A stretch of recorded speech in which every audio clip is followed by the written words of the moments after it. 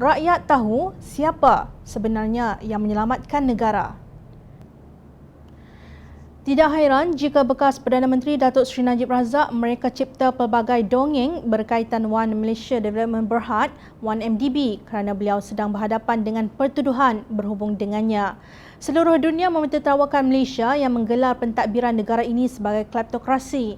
Tiba-tiba Presiden PAS Datuk Seri Hadi Awang yang meletup atap bersama gerombolan langkah Sheraton berteriak mengatakan bahawa mereka sedang menyelamatkan Malaysia. Jom kita menoleh ke belakang sebentar untuk menyusul sebahagian kecil fakta berkaitan 1MDB.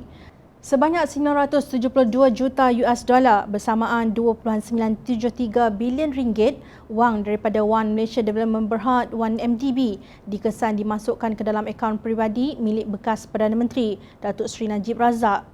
Transaksi kewangan berkenaan berasal dari 3 syarikat iaitu Good Star, Aabar dan Tanor yang berjaya di jejak Polis Diraja Malaysia (PDRM).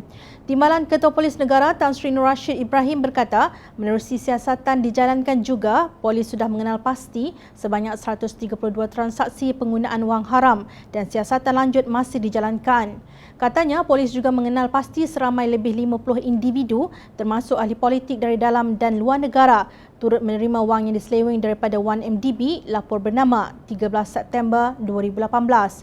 Siasatan dibuat mengikut Seksyen 4-1 Akta Pencegahan Pengubahan Wang Haram, Pencegahan Pembiayaan Keganasan dan Hasil daripada Aktiviti Haram (AMLA TFPUAA 2001). Bukan pemimpin Pakatan Harapan yang kata pemimpin UMNO menyeleweng tetapi polis yang mendedahkannya. Tiba-tiba Hadi menghina pilihan rakyat yang menyingkirkan para pemimpin yang didakwa oleh polis melakukan transaksi wang haram berhubung dengan 1MDB. Kononnya, wang yang masuk ke kantong Najib itu datang dari putera Arab yang baik hati.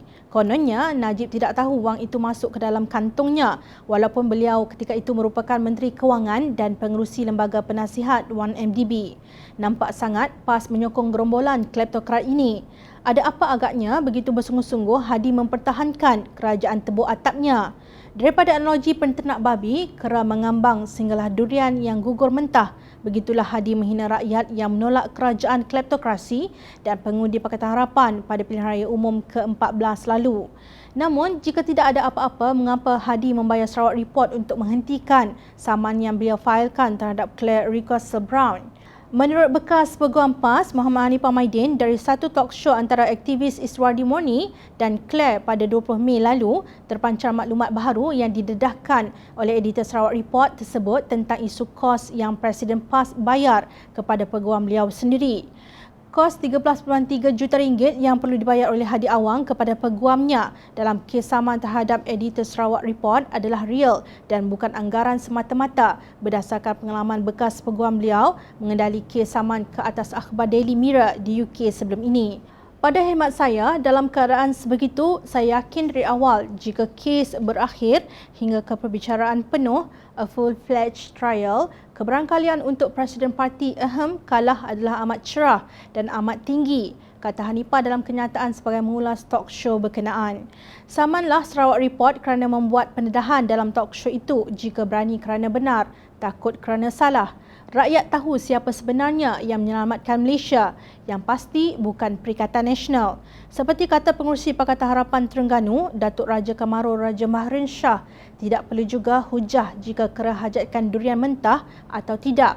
Kerana realitinya, rakyat memilih Kerajaan Pakatan Harapan dan Kerajaan Perikatan Nasional tidak direstui dan bukan melalui undi rakyat. Rakyat tahu kerana rakyat memerhati.